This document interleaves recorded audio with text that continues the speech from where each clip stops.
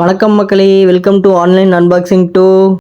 நம்ம சேனலுக்காக தான் ஒரு ப்ராடக்ட் வாங்கியிருக்கோம். இது என்னன்னு சொல்கிறதுக்கு முன்னாடி இதை பார்த்தோன்னே அம்மாவோட ரியாக்ஷன் பாருங்களேன். என்ன சொன்னாங்கன்னு சொல்லி நீங்களே கொஞ்சம் கேளுங்களேன். என்னது கோடாரி மாட்டு இருக்கு? Start music.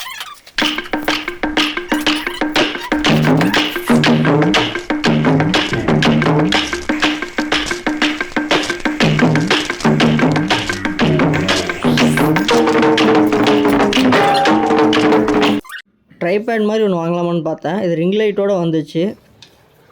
வாங்கின புதுசில் யூஸ் பண்ண கிம்பிள் இதுதான். இது ஃபஸ்ட்டு வாங்கினது.